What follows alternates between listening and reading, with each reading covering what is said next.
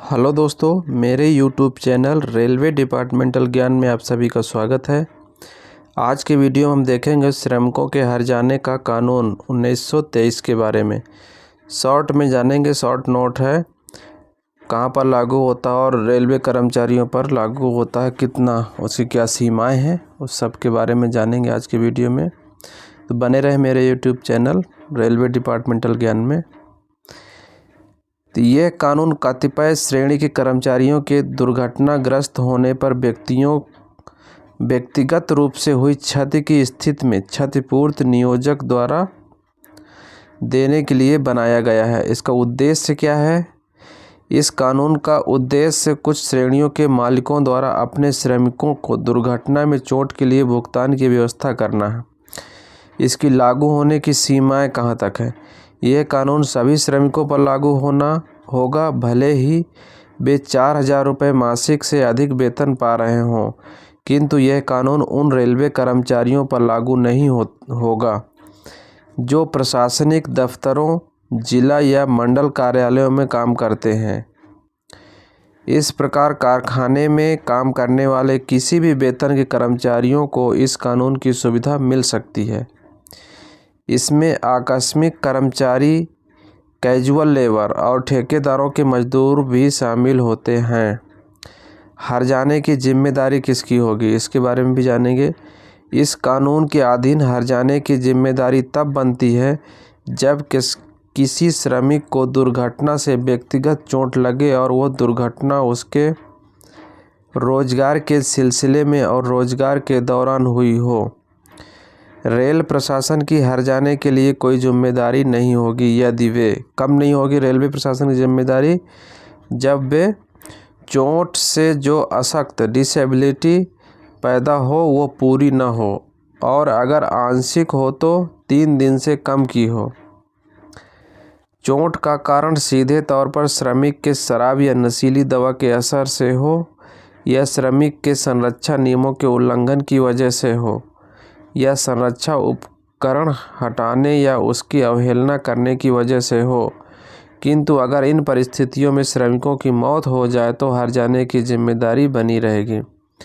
अगर इनमें श्रमिकों की गलती होती है, कोई शराब पी है उसकी है, तो इसके लिए रेलवे जिम्मेदार नहीं होगी। अगर मृत्यु हो जाती तो फिर रेलवे इसकी जिम्मेदार होता है। दुर्घटना से हुई चोट की जिम्मेदारी रेल प्रशासन की है या नहीं, इसे तय करने के लिए समझना और निर्णय करना जरूरी है कि वो रोजगार के सिलसिले में और उसके दौरान हुई थी या वो कार्य के दौरान हुई थी या फिर बिना ड्यूटी की हुई थी। इसकी जांच रेलवे करेगा अपनी तरफ से। अब है कानून के अधीन ठेकेदार के श्रमिकों के लिए भी रेल प्रशासन की जिम्मेदारी होती है। भुगतान के बाद ठेकेदार से धन वसूल किया जा सकता है। अगला पॉइंट है, इस कानून के तहत निम्नलिखित 4 प्रमुख अनुसूचियां विहित की गई हैं जिसके आधार पर हर्जाने का निर्णय लेकर क्षतिपूर्ति प्रदान की जाती है। इसमें पहली अनुसूची, इसमें उन चोटों का विवरण प्रदर्शित है जिनका परिणाम असक्ता होता है। ये 2 भागों में होती है। अनुसूची 2 है, इसमें श्रमिक की परिभाषा में आने वाले कर्मचारियों की सूची प्रदर्शित की गई है, अर्थात इस कानून के तहत उन्हीं कर्मचारियों को क्षतिपूर्ति अनुमेय होती है जो इसमें श्रमिक के रूप में परिभाषित किए गए हों। रेलवे के लिए उदाहरण है कारखाने के तकनीकी कर्मचारी, ड्राइवर, गैंगमैन, मरम्मत एवं रख रखाव के काम में लगे कर्मचारी, बिजली फिटिंग नवीनीकरण के काम में लगे कर्मचारी, टेलीफोन तार इत्यादि में तकनीकी रूप से लगे कर्मचारी ये होते हैं। और जो ऑफिस और मंडल कार्यालय में रहते हैं उनके लिए ये कानून नहीं है श्रमिक क्षतिपूर्ति। अगला है अनुसूची 3, व्यावसायिक बीमारियों की सूची। इसमें प्रत्येक उद्योग में संभावित बीमारियों का उल्लेख किया गया है, अर्थात जो कर्मचारी विशिष्ट रूप से कार्य दशाओं के कारण यदि उल्लेखित बीमारी से पीड़ित हो जाता है तो उसे इस कानून के तहत क्षतिपूर्ति प्रदान की जाती है। यदि नौकरी के दौरान उसे नौकरी से उससे के थ्रू हुआ है कोई बीमारी हो जाती है तो उसके लिए क्षतिपूर्ति दी जाती है। जैसे कोई कारखाना है, वहाँ पेंट का काम करता है, पेंट से उसको टीबी हो गया, बीमारी कोई हो जाती है तो उसमें क्षतिपूर्ति का हकदार होता है।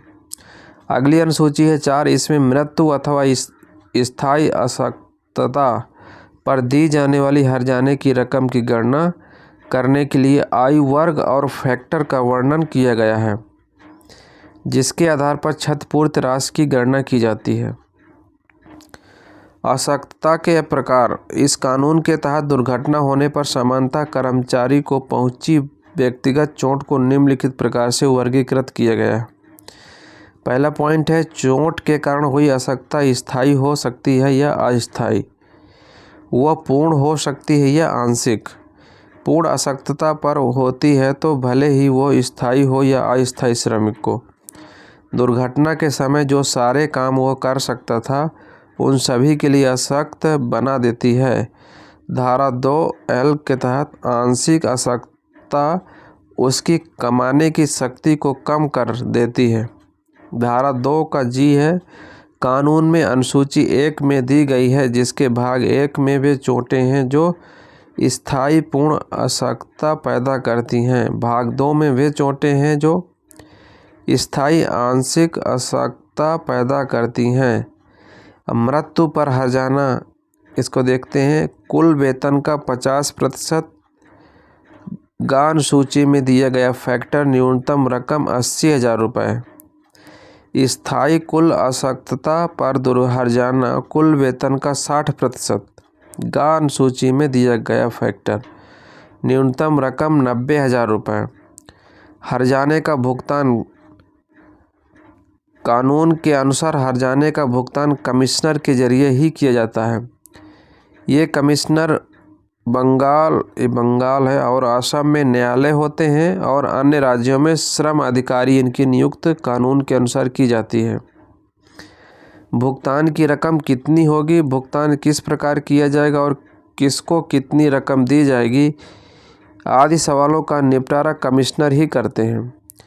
रेलवे स्थापना नियमावली में इस बारे में हिदायतें दी गई हैं जिनका पालन करना चाहिए। कमिश्नर के निर्णय पर हाई कोर्ट को अपील होती है। अब इसके बारे में अन्य महत्वपूर्ण बातें हैं जो जान लेते हैं। अस्पताली छुट्टी। रेलों पर दुर्घटना के बाद कर्मचारी को अस्पताली छुट्टी मिलती है। यह छुट्टी पूरे वेतन या आधे वेतन की हो सकती है। अगर कोई कर्मचारी चिकित्सा में सहयोग न दे और उसकी सुधार की प्रगति पर असर पड़ने लगे तो आधे वेतन की छुट्टी दी जा सकती है। इस छुट्टी में मिलने वाले वेतन में अर्धमासिक भुगतान शामिल होता है। ये रकम कानून में देय अर्धमासिक भुगतान से कहीं अधिक या दूनी होती है। हर्जाने की रकम मजदूरी भुगतान कानून के अधीन मेहनताने में शामिल नहीं होती। अर्धमासिक भुगतान या एक मुश्त भुगतान से भविष्य निधि की वसूली नहीं की जा सकती। अस्पताली छुट्टी के वेतन से ये वसूली कर सकते हैं। कानूनी कार्रवाई क्या होगी? नोटिस बुक को निर्धारित नियमों के अनुसार रखना चाहिए। कमिश्नर को घटना के 7 दिन के अंदर सूचना देना, उसके पास आवश्यक विवरण देना, हर्जाने की रकम 1 महीने के अंदर जमा कराना आदि जरूरी है। एक वार्षिक विवरण मुख्यालय में तैयार किया जाता है जिसे कमिश्नर के पास भेजना होता है। सभी रिपोर्टों की नकल भुगतान मुख्यालय जनरल मैनेजर के पास भेजना चाहिए। चोट लगने पर सुपरवाइजर के कर्तव्य। चोट लगने पर तुरंत प्राथमिक उपचार की व्यवस्था करना चाहिए। सुपरवाइजर को डॉक्टर को बुलाना चाहिए। सभी संबंधित लोगों और लेखा अधिकारी को 48 घंटे के अंदर सूचना देना चाहिए। यह वह सुपरवाइजर का काम है जहाँ पर जिसके अंडर में काम करता है। जहाँ तक संभव हो 2 गवाहों के बयान लिखवा लेना चाहिए।